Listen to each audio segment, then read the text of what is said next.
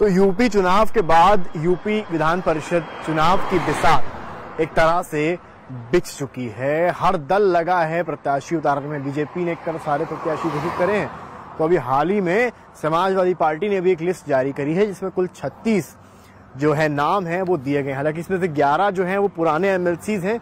ये आपको याद होगा पिछली बार जो एमएलसी चुनाव हुए थे उसमें 36 ने कुल 33 सीटें समाजवादी पार्टी के साथ थीं। उनमें से कुछ 5-6 विधायकों ने बीच में चुनाव के बाद छोड़ा, यानी कि वो बीजेपी चले गए, तो उनकी जगह नए चेहरे लाए गए। पर जो चर्चा का विषय इस वक्त बना हुआ है वो हाल ही में जारी हुई समाजवादी पार्टी की एमएलसी की लिस्ट है। पहले अगर थोड़ा सा समीकरणों को, जातीय समीकरणों को समझें तो ऐसे समझा जा सकता है कि कुल 36 जो नाम घोषित हुए उनमें 21 यादव हैं, यानी कि लगभग आधे से ज्यादा यादवों को अखिलेश यादव ने टिकट दिया है। नंबर 2, इसमें 4 मुस्लिम समुदाय के प्रत्याशी हैं और 4 ब्राह्मण हैं। इसके अलावा 1 क्षत्रिय, 1 कुर्मी, इस तरह से टिकट बांटे गए हैं।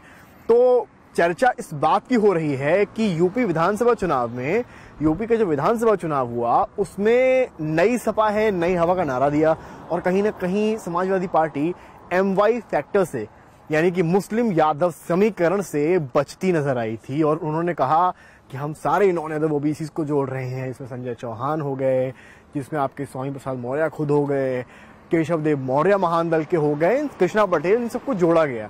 और एक बताया गया कि इस बार नॉन यादव ओबीसी हो या ब्राह्मण हो, सबको साथ लेके चलने की बात है। ब्राह्मण चेहरे भी थे, मनोज पांडे ऐसे इनके पास ब्राह्मण चेहरे भी थे।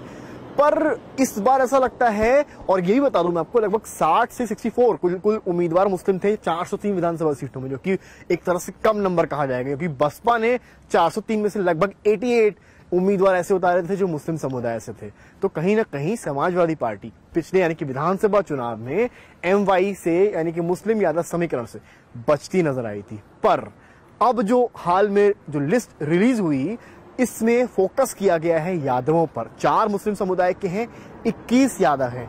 और सबसे ज्यादा जो गौर करने की बात है वो ये है कि जो लिस्ट जारी होती है, जो यूपी तक ने आपको दिखाई, उसमें जो यादव हैं, यानी कि जो यादव प्रत्याशी हैं, उनके उपनाम नहीं दिए गए, उनके सरनेम नहीं दिए गए हैं।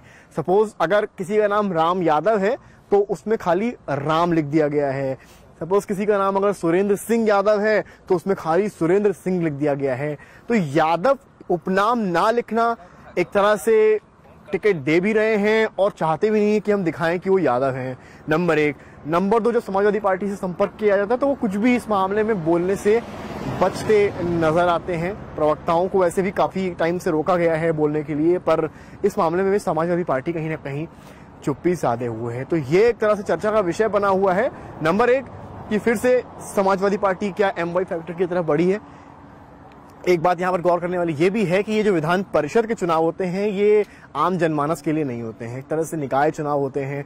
तो सपा को ये भी लगता, सपा के सूत्र बताते हैं कि उन्होंने उन चेहरों को टिकट दिए हैं जिनका अपने क्षेत्र में दबदबा है, या यूं कहें कि वो अपने क्षेत्र से अच्छा वोट निकाल सकते हैं। तो ये एक बहुत बड़ा रीजन है जिसकी वजह से 21 यादवों को अखिलेश ने टिकट दिया। अखिलेश को लगता है कि ये सभी विधायक अच्छे वोट हासिल करके अपने अपने क्षेत्र में जीत हासिल कर सकते हैं। और कहीं ना कहीं भले यूपी विधानसभा चुनाव में बहुत अच्छा सपा ना कर पाई, हालांकि टक्कर अच्छी दी थी, पर विधान परिषद में जो दबदबा है वो समाजवादी पार्टी कायम रख पाए। 36 में 33 था पिछली दफा। अब देखना यह है, हालांकि 5-6 बीजेपी में चले गए हैं, अब देखना यह है कि इस बार 36 में कितने निकलते हैं। इस बार डॉक्टर कफील को भी सपा ने टिकट दिया है, जो इस बार लड़ रहे हैं, वो भी बहुत चर्चित चेहरा है। अभी हाल ही में उन्होंने गोरखपुर का जो कांड हुआ था उस पर एक किताब भी लिखी है जो अखिलेश को भेंट करे। अखिलेश ने सीधा ऑफर किया कि आप पॉलिटिक्स में क्यों नहीं आ जाते हैं अगर आपको वेलफेयर के लिए काम कर रहे हैं, और सीधे सीधे MLC का कोई प्लानिंग नहीं थी पर वो MLC में आ गए। कफील साहब ने बात भी की यूपी तक से, उन्होंने अपना पूरा किस्सा बताया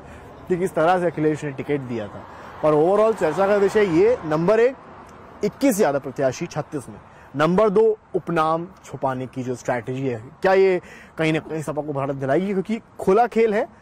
बीजेपी ने क्लियर कर दिया है, पिछली बार चुनाव में भी उन्होंने मुस्लिम समुदाय को जो है टिकट नहीं दिया एक से ज्यादा। इस बार समाजवादी पार्टी ने एक बार फिर से MY पर वापसी करी। तो देखना यह है किसका खेल, चाहे सपा हो चाहे बीजेपी हो, किसका खेल किसको इस विधान परिषद चुनाव में विजय दिलाता है। फिलहाल इस बार एक बात तो तय है, ओथ सेरेमनी के बाद होने वाला ये विधान परिषद का चुनाव किसी बड़े मुकाबले से कम नहीं होने वाला है। गौरव गुप्ता के साथ समर्थ श्रीवास्तव, यूपी तक।